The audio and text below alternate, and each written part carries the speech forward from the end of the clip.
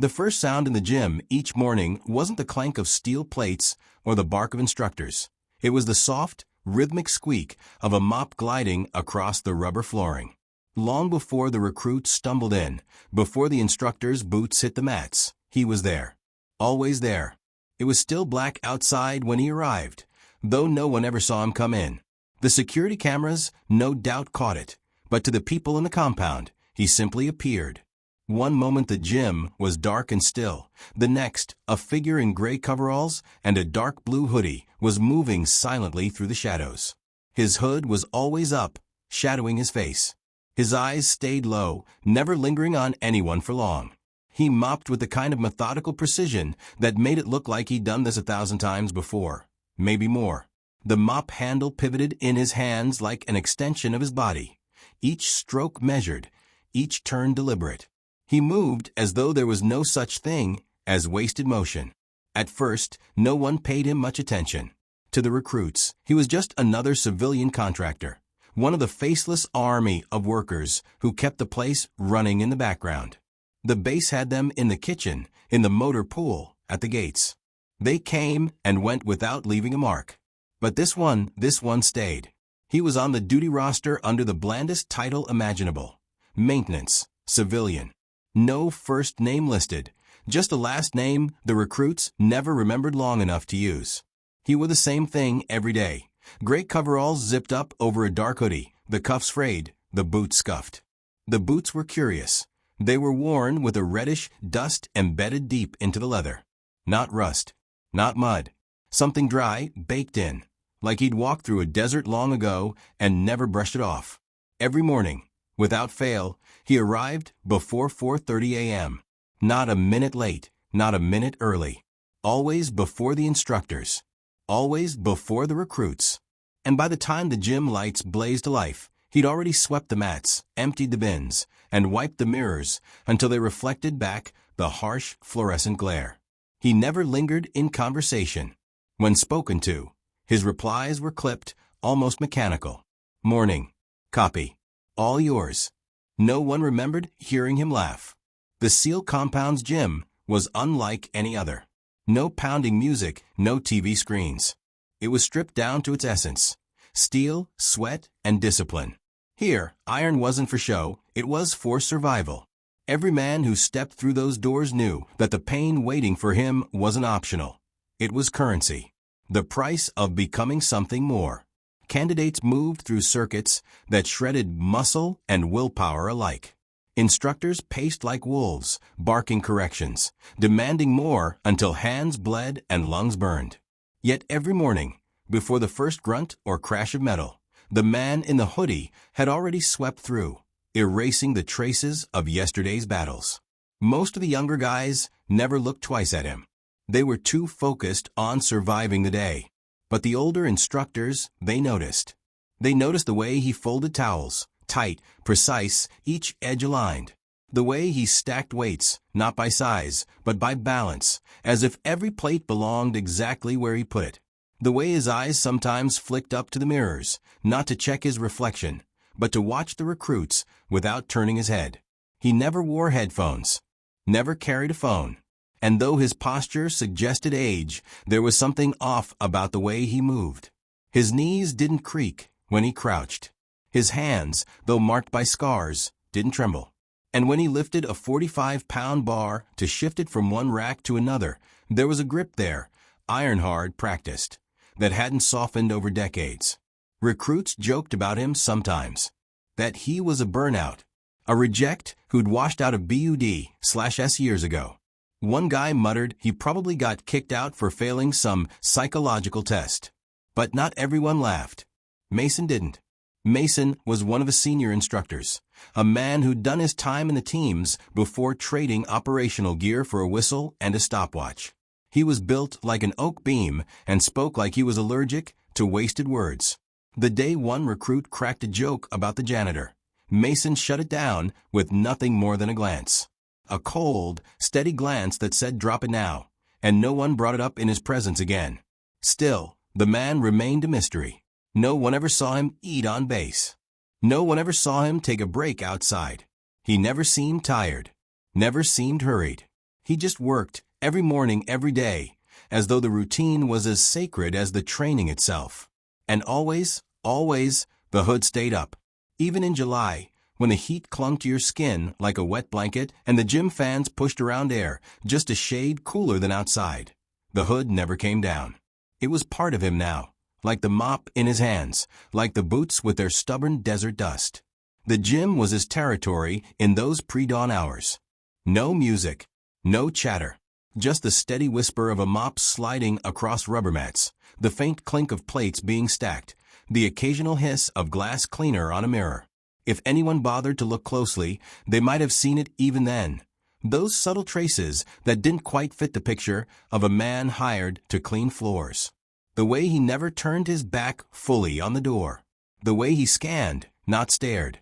The way he moved from one task to another with the quiet assurance of someone who had spent his life in dangerous places, where moving without purpose got you hurt or worse.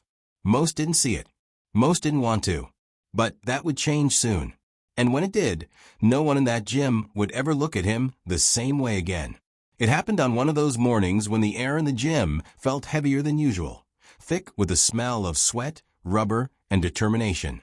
The recruits were halfway through a brutal circuit, the kind designed to wring every drop of strength and focus out of a man. Bodies moved in a steady rhythm: squat, press, sprint, repeat. Dawson, a lanky candidate with the wiry build of a distance runner, had just finished his set of weighted lunges. His legs felt like wet rope, and his lungs burned from the mix of exhaustion and the stale, recycled air. He dropped onto a bench, chest heaving, hands dangling between his knees. Sweat dripped from his brow, blurring his vision. That's when he saw him. The janitor, hood up as always, was pushing his mop in slow arcs across the floor just a few feet away. His movements were quiet, almost meditative. He didn't seem to notice Dawson watching him. But then, as he bent to wring out the mop, the edge of his hood shifted. Just enough. A small patch of skin appeared between the curve of his jaw and the collar of his coveralls, tanned, weathered, and marked. Dawson blinked, thinking the sweat in his eyes was playing tricks on him. But no, it was there, a tattoo. Not a big, loud piece of ink like the ones guys got after a deployment to mark the names of friends lost or battles fought. No, this one was faded, almost ghost-like, as though the years had been trying to wash it away. But the shape was unmistakable. A trident, piercing a skull. It wasn't the kind of tattoo you saw in the open. It wasn't on any poster. Wasn't in any recruiting office. Dawson had never seen one in person before, but he had heard. He'd heard the late-night stories, the whispered rumors traded between candidates in the barracks when the lights were out. That mark belonged to a very specific kind of man. The kind of SEAL who'd gone beyond the teams into a darker, smaller circle. Tier 1 black missions. The kind of work that didn't officially exist. The kind of work that left no records, no commendations, no graves. And the only men who wore that ink had earned it in places that didn't make the news. Dawson froze, eyes locked on that patch of skin. His heart thumped harder now, not from exertion, but from a creeping certainty. Before he could process it further, the janitor straightened, adjusted his hood, and went back to work, the mop gliding over the floor like nothing had happened. No glance, no acknowledgement. It could have ended there. Could have been one of those moments where you tell yourself you imagined it.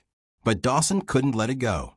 That night, after lights out, he lay in his bunk with his phone glowing under the blanket. He dug through message boards he knew he wasn't supposed to read, military rumor mills, where ex-operators and wannabes swapped stories. Most of it was garbage, Photoshop patches, tall tales about secret missions that were probably stolen from bad action movies. But here and there, buried under the noise, he found references. Grainy photos, pixelated and hard to make out. And, in a few of them, the trident piercing the skull. He didn't sleep much after that. The next morning, Dawson found himself watching the janitor. Not staring, just noticing. And he wasn't the only one. The air in the gym felt different. Some of the instructors moved around him differently now. A few recruits stole glances when they thought he wasn't looking. Even Mason, the senior instructor, seemed to watch him with a kind of quiet calculation. Not suspicion, not even caution, more like recognition. It wasn't long before someone decided to push it. Grant, a big, barrel-chested Texan who'd already washed out once and come back harder, was loading plates onto a bar when the janitor passed nearby with his mop. Grant grinned and said, half joking, half probing, "Hey, old man, you ever do more than clean sweat off the floor?" The noise in the gym shifted. No one stopped, but the energy changed, like everyone was listening without wanting to admit it. The janitor didn't look up, didn't even pause. The mop kept moving, sliding through a faint streak of dried blood from yesterday's grappling match.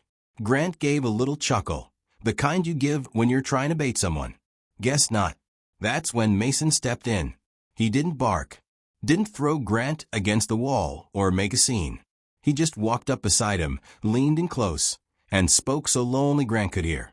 "If you want to finish this program," Mason said, "you'll shut your mouth and show some damn respect." Grant didn't reply. Didn't have to. The color drained from his face, and he went back to his workout without another word. Word spread faster than any official briefing. Some of the recruits started calling him the Ghost in hushed tones. Others, without even knowing why, began saying "sir" when they passed him. He never reacted to any of it. Still arrived before dawn. Still worked in silence. Still disappeared when the day's noise began. But now people noticed. They noticed the way he glanced toward the exits without moving his head. The way he seemed to map the room with every step. The way he could pick up a loaded barbell and carry it across the gym without so much as a grunt. And Dawson, more than anyone, noticed something else. It wasn't just that the janitor might have been someone. It was the way the air around him felt heavier now, like gravity worked differently within a few feet of him. That tattoo wasn't just a mark. It was a story, a warning. And Dawson was starting to think that no one in that gym, not even Mason, knew the whole of it. It started with a shrill, mechanical wail that cut through the clang of weights and the grunts of exhausted men. The fire alarm. At first, no one moved. In the compound gym, alarms were rare, and half the time they were just part of some training exercise meant to test reaction under pressure. But this one wasn't in the schedule. Instructors. Clear the floor. Mason's voice boomed over the noise. Recruits dropped what they were doing and jogged toward the exit. The rule was simple. Treat every alarm like the real thing. The instructors followed, moving them along, counting heads as they passed through the heavy double doors into the open air. The janitor wasn't in sight. Inside, the alarm kept screaming. A faint haze of smoke was starting to curl through the hallway from somewhere deeper in the building. It wasn't thick enough to choke, but it carried that bitter, electrical scent, burned wiring. Almost everyone was out when it happened. Simmons, a solid 215 pounds of stubber muscle, stumbled halfway to the door. His leg locked up, old knee injury from a bad parachute landing years before.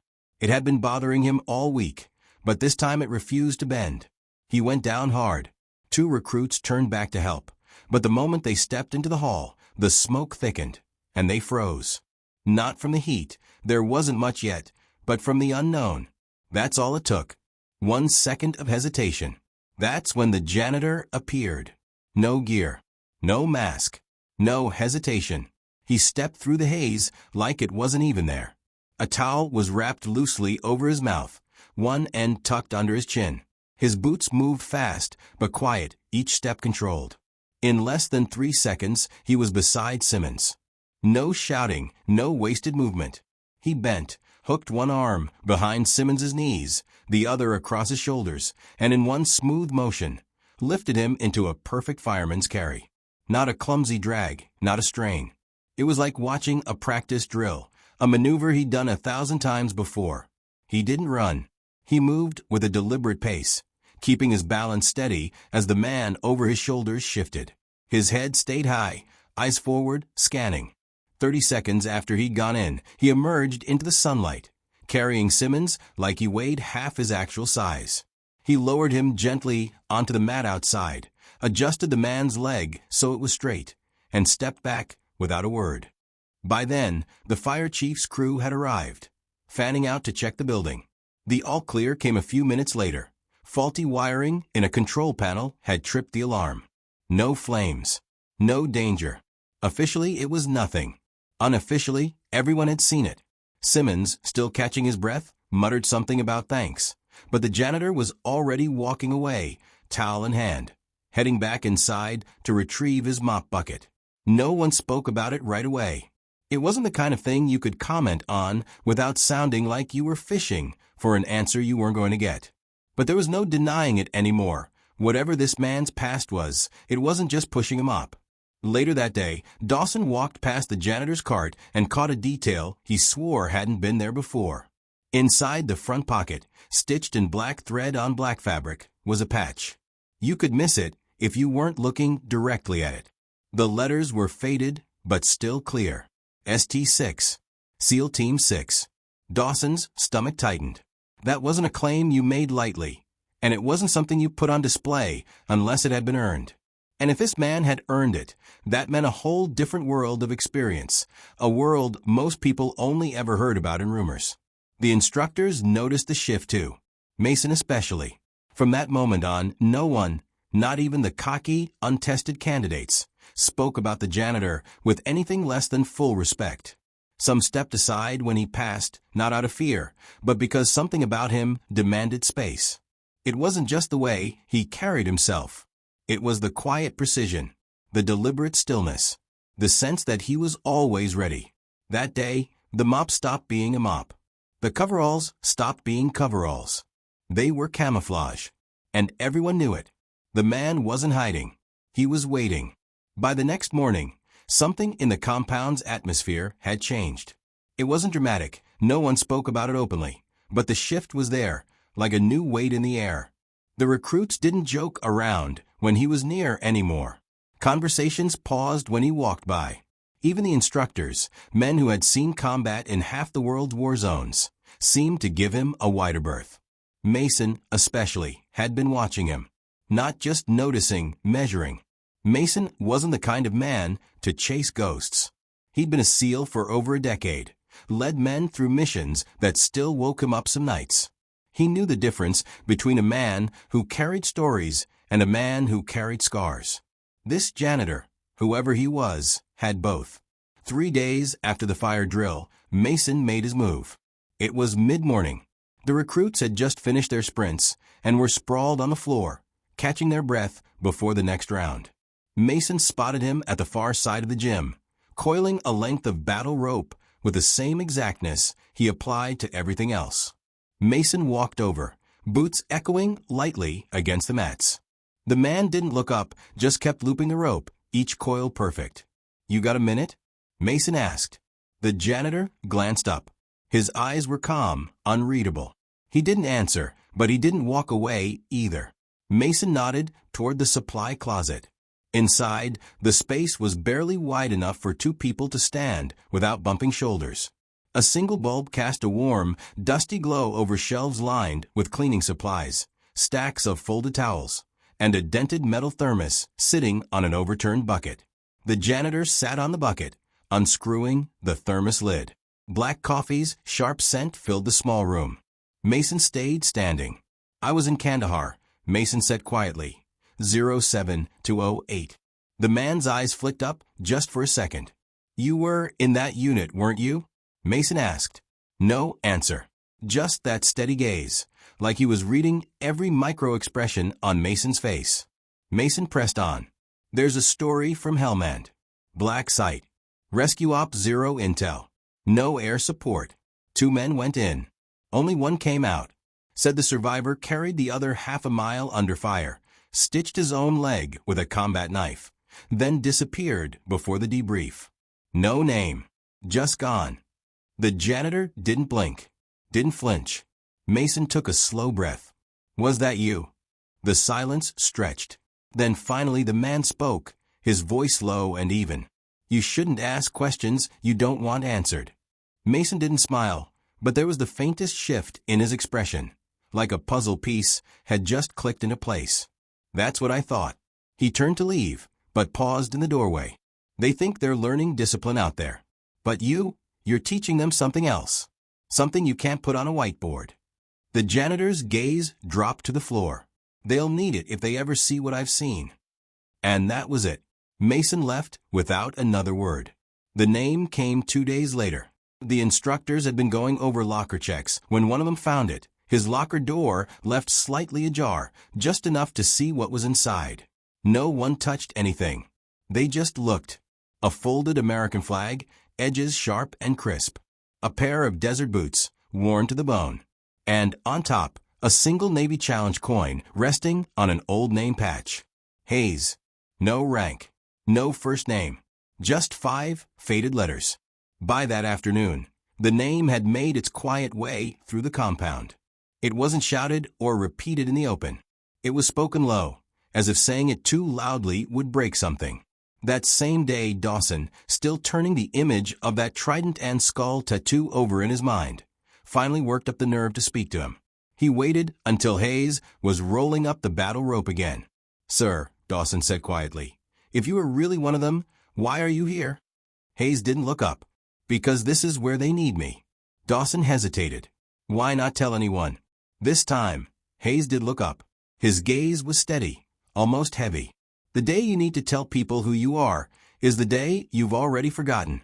Then he went back to work, the rope coiling tighter and tighter under his hands. Dawson didn't ask again. But that night, lying in his bunk, he thought about the trident patch he kept in his own locker, the one that reminded him why he was here. And for the first time, he wondered if the man sweeping the mats might be more of a teacher than any of them realized. From then on, no one called him the janitor. Not out loud. On the roster, he was still maintenance, civilian. On paper, he was a nobody. But in the minds of the recruits and instructors who had seen even glimpses of what he was capable of, he was something else entirely. And Mason didn't bring it up again. He didn't need to. The gym never paused to commemorate anything. It didn't hang banners or frame victories. It moved forward because forward was the only direction allowed. Still, after the name on the locker and the whisper of Hayes passed through the compound, the place learned a new kind of silence, one that sounded like respect. No meeting was called. No memo went out. Yet routines adjusted by fractions of inches. Plates were restored to their pegs in perfect order, without being told. Chalk dust got swept up by recruits who once pretended not to notice it. A bar that clanged to the floor without control didn't earn a bark correction anymore. It earned a glance toward the far corner, where Hayes seemed always to stand just before someone made a mistake. He didn't need to say a word. The possibility that he might be watching was enough. He moved like a lighthouse on a dark coast, there and gone, steady when you looked, missing when you blinked. He fixed a strap on a sled before a sprint. He tightened a bolt on a squat rack before a set. He tossed a towel exactly where a recruit's hands would reach when they were shaking too hard to think. Nothing dramatic.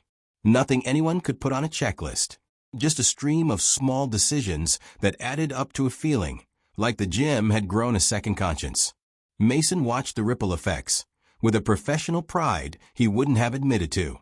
He kept his voice flat and the standards brutal, but under the skin he knew what was changing. Discipline had been the visible law of the place.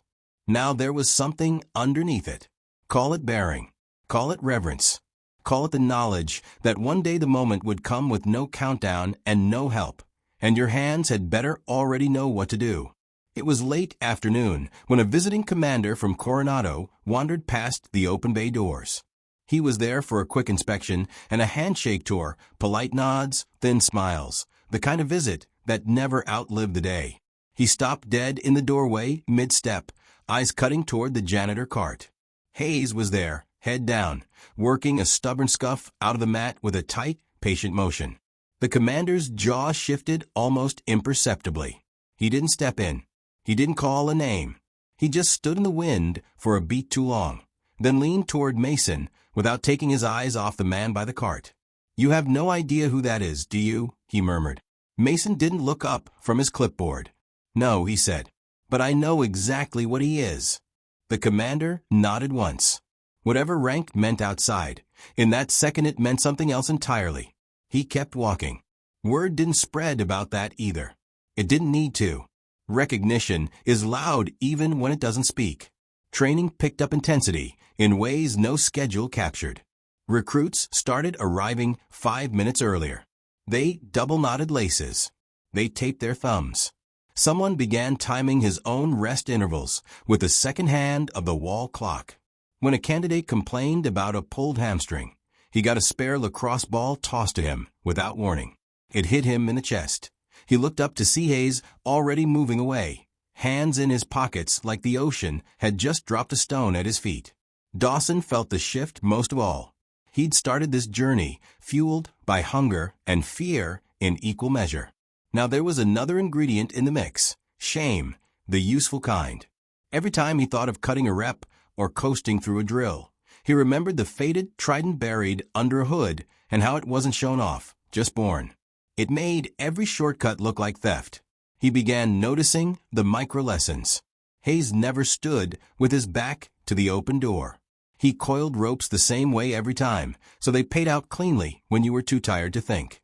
He stacked plates by distribution, not diameter, so you could strip weight without sending the bar lurching. He set towels in 2 neat piles, one for sweat, one for blood, and no one ever mixed them, though no rule was written. During a lull between sessions, Mason slipped a folded note into the janitor's cart. No flourish, no signature. 3 words only: "You're still serving." The next morning the squat racks were disinfected before dawn, and the battle ropes lay coiled with a tightness that looked almost ceremonial. Neither man mentioned the note. The work said enough. On paper, background checks had pulled up nothing. No service record matched his face. The system shrugged. The system always shrugs at the best work. That's part of why it works. The senior staff didn't push. Those who understand special operations understand that the most consequential names often live between lines. Every so often, a small ceremony took place with no audience. At the end of a murderously hot day, Hayes would tilt his thermos and pour a mouthful of black coffee into the drain. It looked like a habit, but it felt like a toast. After a recruit failed a crucial evolution and packed his locker in a fog of humiliation, the mop tracks across the exit were gone before he reached the door, like someone had cleared his runway to leave with dignity. When a candidate eked out a last rep with tendon and prayer, Hayes set a fresh towel at the edge of the platform without looking at him. A benediction, a boundary, a simple reminder to clean your station because you were coming back tomorrow, whether you passed or not. The nicknames slowly died. The ghost faded the way fog does as the sun rises, not because anyone declared it over, but because light made it unnecessary. People just called him Sir when heat put a tremor in the voice, and they called him Hayes when steel steadied it. He answered to neither, because he didn't need either. The one time anything like a story reached daylight, it happened by accident. A recruit dropped a kettlebell poorly. It crashed on the edge of his foot and sent a shock up his leg. He screamed, a raw, guttural sound that knocked a hole in the gym's rhythm. Before an instructor could move, Hayes was there with a hand at the boy's ankle and a second at his knee. "Breathe out," he said. Simple. Calm. The recruit did. The joint slid back into alignment with a sick, wet click. "Up," Hayes said not unkindly. "You're going to limp for 24 hours. Ice. Elevate. Don't favor it on stairs. Favoring teaches the body lies." The recruit nodded as if he'd been read scripture. Later, Dawson tried the words in his head, "favoring teaches the body lies," and realized he'd just been handed more than a rehab tip. It was a doctrine. Night after night, the compound slept under the same floodlights and the same lonely stars. Hayes's cart lived against the wall near the emergency exit, a square of shadow that never moved in daylight. Sometimes, rarely, he would pause at the mirror before sunrise, tip the hood back, and study the face that time had scoured to bedrock. The tattoo along his neck was almost the color of the skin now, the trident's edges blurred, the skull softened by years and salt and scrubbing. A relic still broadcasting on a frequency only a few could hear. He never told the story. He never said the names of the ones who didn't come home. He never tried to turn his past into a gravity well that pulled the room around him. He just kept the place ready. And in keeping it ready, he taught the only class that mattered: how to carry weight that can't be shared. One evening, storm clouds crawled in from the coast, and the gym went darker than usual. The power fluttered and came back. On a whiteboard near the bay doors, an instructor had left a line from a famous warrior's creed. A recruit had scrawled under it, cocky, joking, legends get plaques. No one erased it. The next morning, the words were gone. In their place, smaller, off to the side where only someone cleaning would see, was another sentence written in neat block letters. Legends get to work. No one claimed it. Everyone understood it. Graduation cycles turned like tides. Batches of men arrived uncut, left sharpened, and in between they bled on rubber and steel.